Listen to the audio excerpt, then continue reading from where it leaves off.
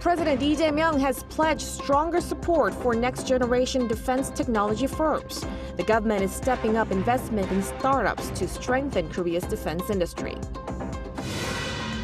Venezuela is struggling to recover after two powerful earthquakes killed hundreds of people. Rescue operations are gaining momentum as help arrives from around the world. And security concerns are growing in the Strait of Hormuz after a cargo ship came under attack. As uncertainty spreads, South Korean vessels continue to transit the vital waterway. Our top story tonight, Venezuela is reeling in the aftermath of two deadly earthquakes that have taken hundreds of lives, injured thousands, and left rescuers frantically digging through the rubble for survivors with their bare hands. Our Cho Young-eun starts us off. The search for survivors continues in Venezuela following the two earthquakes, measured at magnitude 7.2 and 7.5 on Wednesday. The official death toll has climbed to at least 235, with at least 4,300 injured. The UN agency says more than 100 buildings collapsed in the coastal city of La Guaira, which is home to major international ports. Nationwide, at least 250 structures were destroyed, including 8 hospitals and dozens of public facilities. Rescuers initially spent the night digging through concrete with bare hands, shovels, and wheelbarrows due to a lack of heavy equipment. However, relief operations are now gaining momentum as government-mobilized heavy machinery arrives. Acting President Delcy Rodriguez also met with the Army's general staff to coordinate urgent relief. Meanwhile, help is also pouring in from the international community. The United States has pledged to deploy a regional disaster assistance response team and provide at least $150 million in assistance through partners, including the International Medical Corps and the World Food Program. It has also committed $100 million to the UN Office for Coordination of Humanitarian Affairs Venezuela Pooled Fund. The European Union is coordinating a massive effort with countries such as Spain, Italy, France, and Germany sending search and rescue teams. Neighboring Colombia is dispatching a 64-member delegation with a specialized search dog team, while Mexico and the World Health Organization are sending medical support. As aftershocks continue, thousands of displaced residents remain on the streets, unable to return home. Cho Young-eun, Arirang News. Turning to the situation in the Middle East, fresh concerns are emerging over security in the Strait of Hormuz after a cargo ship came under attack while traveling on a UN-approved route. Lee Seung-jae has this report.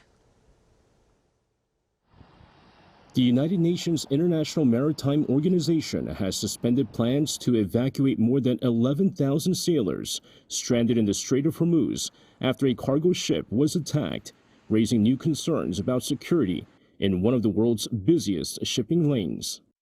IMO Secretary General Arsenio Dominguez said several vessels had already been evacuated, but the operation has now been put on hold until authorities can ensure adequate safety guarantees for cruise and commercial ships.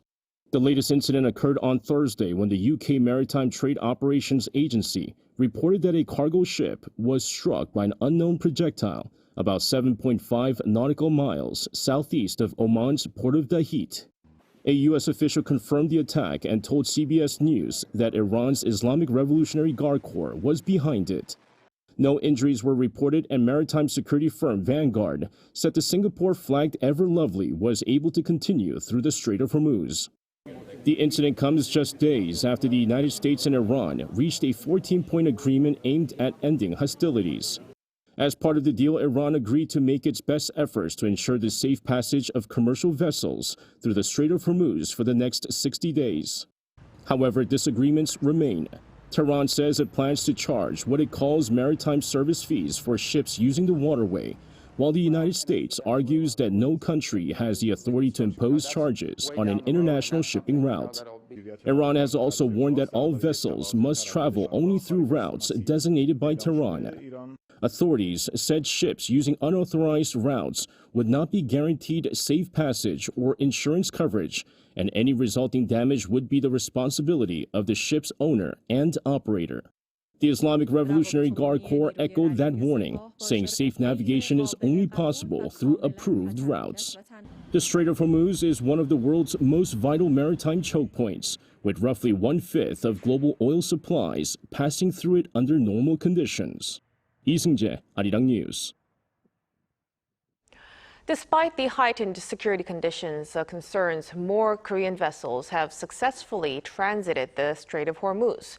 The Oceans Ministry said Friday that 8 vessels that had been trapped in the Persian Gulf have now escaped, where a total of 37 South Korean sailors were on board.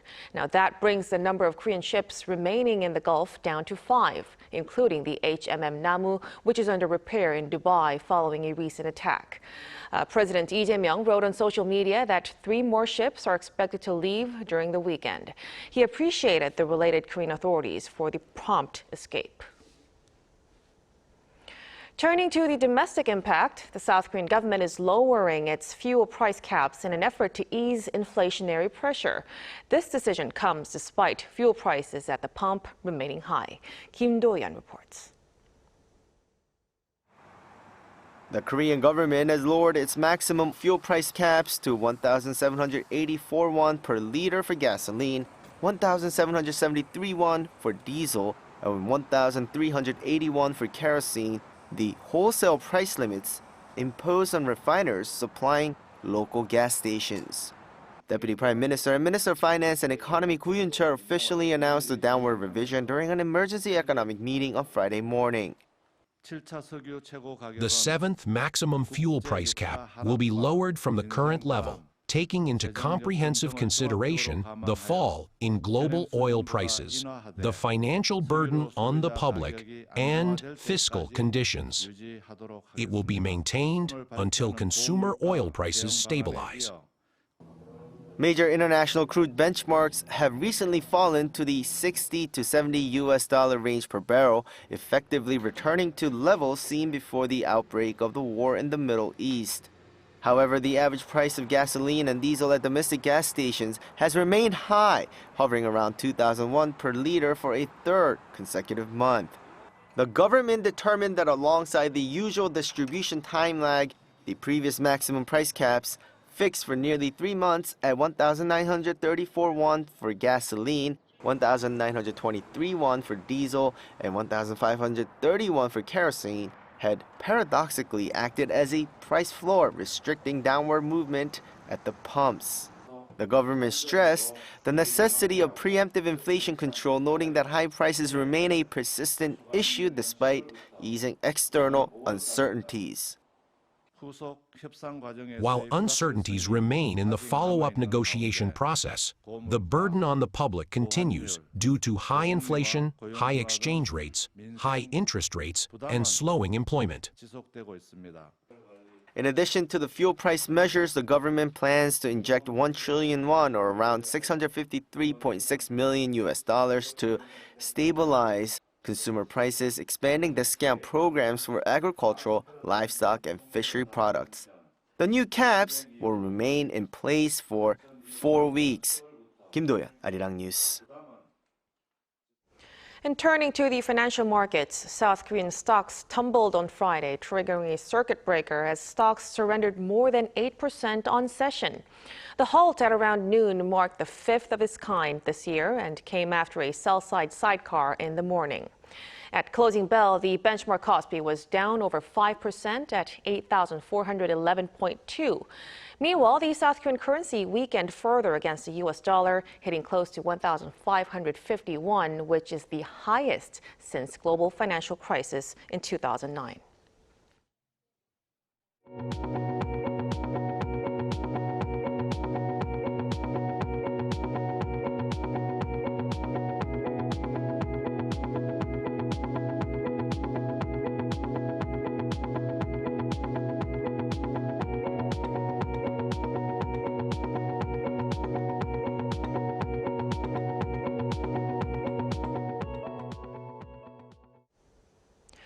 The battlefields in Ukraine and the Middle East are underscoring how cutting-edge technologies such as drones and AI are reshaping modern warfare.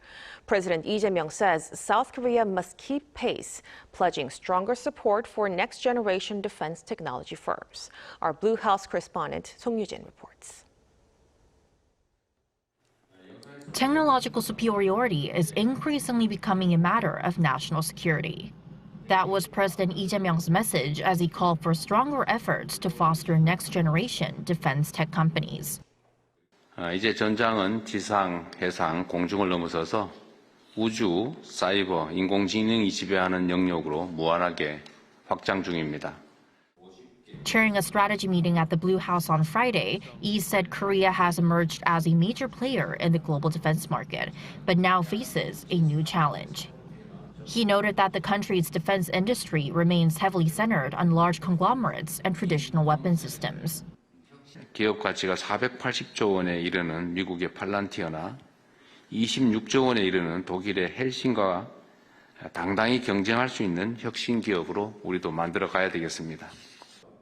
To that end, Lee unveiled a goal of nurturing 5 defense technology companies valued at more than 1 trillion won, almost $650 million, and 50 firms with annual revenue of at least 100 billion won, or $65 million, by 2030. A key part of the plan is to establish a Korean version of In-Q-Tel. Founded by the CIA in 1999, In-Q-Tel is a government-funded non-profit venture capital firm that invests in promising defense technologies. Palantir is among its most notable success stories. Business leaders also offered ideas for building a better environment for innovation. For this valuable investment to translate into technological investment, Korea needs an integrated testing infrastructure where hundreds of different types of mobility platforms can operate simultaneously across land, sea, and air without restrictions on radio frequencies or airspace. 이것도 한번 찾아보면 좋겠네요. 어디 버려진 섬 많잖아요. 연구를 한번 해보십시오. The government is expected to roll out concrete support measures, including a government-wide task force and special legislation, as it seeks to strengthen Korea's defense ecosystem. Song Yu-jin, Arirang News. South Korea is also expanding its role on the global stage, taking command responsibilities at this year's RIMPAC exercise, the world's largest multinational naval drill. According to the Pentagon Thursday local time, the exercise will run through July 31st around Hawaii and the Pacific Ocean. About 30,000 military personnel from around 30 countries are taking part this year, and for the first time, the ROK Navy is serving as the combined task force commander, leading the operations of the participating naval forces. Earlier this month, the ROK Navy's newest Aegis destroyer, Cheongjo the Great, left Jeju Naval Base to join the exercise. The ROK's Dosan Anchangho submarine and the P-8A Poseidon maritime patrol aircraft are also taking part for the very first time. With the race for the next UN Secretary General beginning to take shape, candidates are laying out their visions for the future of the organization. Our Oh Soo-young sat down exclusively with Rebecca Grynspan, who says the UN must return to the center of global diplomacy. The United Nations must return to the head of the table of multilateral cooperation, as an increasingly multipolar world risks deeper fragmentation. That's according to Rebecca Grynspan, Secretary General of the UN Conference on Trade and Development, as she seeks to become the next UN Secretary General. In an interview with Arirang News at the Jeju Forum, Grynspan called for the need to restore the UN's relevance by bringing it back to the center of global diplomacy. And I have been traveling a lot and talking to a lot of people. What you find is that people ask you, where is the UN? So back at the table, peace and security as obviously as a priority of the UN, together with development and human rights. But we need to strengthen mediation, active diplomacy and preventive diplomacy within the UN. Of course, the UN Charter was created in a very different era than the one we are in now. And, well, how would the UN then tackle emerging challenges such as artificial intelligence, cyber threats and, disinformation, also the growing role of non-state actors, also while keeping to its founding principles? First of all, these are not only challenges but also opportunities, and we need to make sure that the opportunities go everywhere. And in terms of AI and the digital transformation, for example, we have to close the gaps. We have to build the capacities in the countries, and we have to make the opportunities get to everybody everywhere. And we have to really help on the diffusion of technology so everybody can prosper at the same pace. On the challenges part, I think that we have to cooperate. And here we need to bring academia, we need to bring the scientific community. We cannot tackle what we don't understand. And so we need to bring the actors that are on the frontier of knowledge and technology to the UN so we can have AI and the digital transformation. How do you see the role of the Republic of Korea in bridging divides and reinforcing multilateralism in this fragmenting world? Korea has become from being a recipient country of aid to be a donor and to really pay back in a way all the help and support that you have received in the past, and you have acted responsibly and with a lot of solidarity with respect to the rest of the world. And the themes that Korea has chosen, the digital transformation, AI as examples, obviously trade, critical minerals, are the center of the discussion today. So kudos to Korea, and really we count on these voices to be able to strengthen multilateralism. Looking ahead, Grynspan hopes to lead a more inclusive and pragmatic UN that expands partnerships with private actors and civil society. Her measure of success for the next decade, to no longer hear the question, where is the UN? 오수영, 아리랑 뉴스, 제주.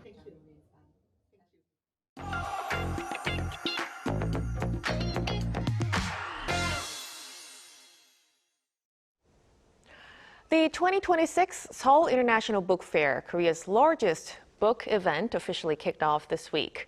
With long lines, sold-out early bird tickets, and strong interest from younger visitors, this became one of the hottest events in town. To tell us more about this, we're joined in the studio by our culture correspondent, Jung Hae-rim. Welcome to the program. Good to be here, Morgan. So, Hae-rim, for our viewers who are unfamiliar with this event, the Seoul International Book Fair, tell us what it's all about. Of course. So this is basically Korea's biggest annual book event. It brings together major publishers, independent presses, authors, readers, online and offline bookstores. So basically everything book-related can be found here. And on the first day of the opening, it proved to be one of the hottest events for young readers.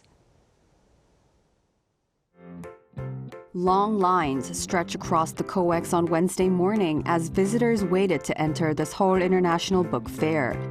Even before the doors opened, excitement had already been building online, with early bird tickets selling out and some ticket packages drawing heavy demand. I thought there wouldn't be that many people since it's the first day and a weekday, but I came for the open run at 8 a.m. and there were about 70 people in front of me. I'm here for author Choi Eun-young's signing event. This is her book, and the special edition cover is only available here. This year's theme is Homo Duduri, or the questioning human, reflecting on what reading means in the age of artificial intelligence. Beyond traditional publisher booths, the fair features interactive programs, special merchandise, author events, and exhibitions designed to turn reading into a more immersive experience. This reflects the growing text tip trend where the younger generation invest in reading, collecting books, and sharing literary tastes, and that is considered trendy and unique. I was surprised to see that there are more people who like books than I expected. I came just to look around and enjoy the vibe. I like reading because it gives me time to fully focus without getting distracted by anything else. This is the booth of Minamsa, one of Korea's best-known publishers, famous for its world literature collection. And as you can see behind me, the line just to buy a book just keeps going, proving the so-called text tip trend. Recently, many people seem to be looking for novels. In everyday life, people don't really have many chances to think about books. But through events like this, they can rediscover the joy of reading. I hope people continue visiting bookstores even after the book fair ends. Artificial intelligence offers answers faster than ever, and this year's book fair asks a different question: what it means to think, imagine, and ask questions as humans. And judging by the crowds, many readers are still eager to find those answers between the pages. Wow, Harim, it certainly seemed that a lot of people have gathered to see this event. Now, as you've mentioned, the theme of this year's event was Homo to Duty. Could you elaborate on what exactly that means? Yes, of course. So according to organizers, Tuduri is a mythical being, the early form of a dokkaebi, or Korean goblin, and is also an old word for a blacksmith. So the idea is that just as a blacksmith faces fire and uses it to create something new, humans today must face the fire of artificial intelligence. So a large part of the program focuses on how AI is changing writing, translation, art, journalism, and even the way we define what it means to be human. There are talks on AI and literary creation, translation, fact-checking, and whether humans and AI can share emotions or creativity. Well, it certainly seems to be a very timely theme because, AI is seen every day in our daily lives. Now, despite those kinds of big questions, one thing that stood out was that tickets sold out really fast. It had a lot of response from the public. What do you think is driving that enthusiasm? Yes, you're right, Mogan. So people had to wait long online queues in order to buy tickets, and reportedly a lot of them couldn't even get the tickets. This points to the growing text tip trend, where reading is becoming more popular among younger generations. But experts say it's not just about books becoming fashionable. I think people are becoming somewhat tired of videos that are answered quickly, shown quickly, passed over quickly, and made quickly. They also start to feel that content made for showing off to others is far from their real selves. So there seems to be growing interest in things that feel more authentic, texts, or quiet and calm ways to look back on oneself and feel what it means to be human. Well, that certainly seems to be a fascinating trend to watch moving forward. Thank you so much for the report, Harim. My pleasure, Mogan. Have a great weekend. You too. Now, the Busan Mobility Show, Korea's largest automotive exhibition, officially kicked off on Friday. This year's event offers a comprehensive look into both the present and the future of the mobility industry. Our Lee Joo-yeon reports from Busan. The next generation of transportation has arrived in Busan. Under the slogan of Moving Tomorrow, the 2026 Busan Mobility Show showcases the innovations that will drive the future of mobility from roads to the skies. Major automaker brands, including Hyundai Motor, Kia, and Genesis, have gathered to unveil new vehicles and mobility technologies. Hyundai Motor Group is commanding the spotlight at the show. The biggest highlight is the world premiere of the all-new Avante sedan, which features a huge screen called Pleos Connect. Pleos Connect features an AI-powered generative assistant, allowing drivers to control in-car functions with their voice. One of the key features is that Pleos Connect is available even on our entry-level models, making the technology more accessible and helping ease the financial burden on consumers. Meanwhile, Kia is focusing on electric vehicles, showing its popular EV3, 4, and 5 lineup, which has recently seen great success in both domestic and European markets. Kia especially emphasized the PV5, which it calls a purpose-built vehicle. Its modular body can be swapped for different uses, from school buses and ice cream trucks to mobile banks, showcasing how vehicles are evolving into mobile service platforms. Korea's automotive industry will completely transform from a traditional hardware manufacturer into a comprehensive mobility service provider that designs every aspect of daily travel.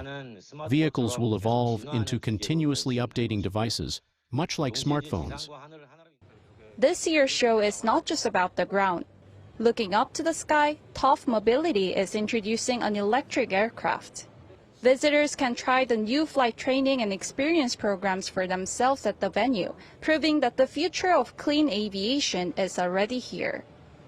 As this year's Busan Mobility Show opens to the public this weekend, it shows that the future of transportation is not just in our imagination, but is turning into reality right in front of us. Lee Ju-yeon, Arirang News, Busan.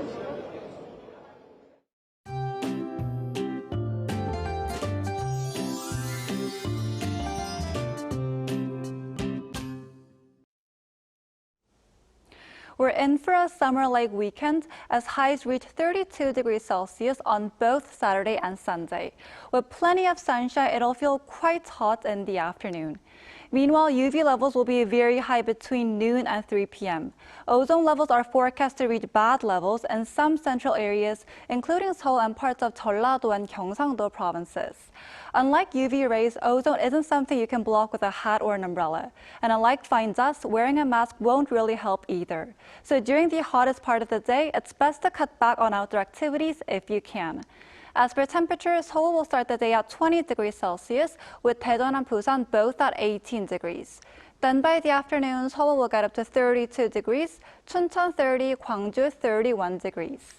Looking ahead, rain will move into Jeju Island on Wednesday before gradually spreading into southern regions. Now here's a look at the weather around the world.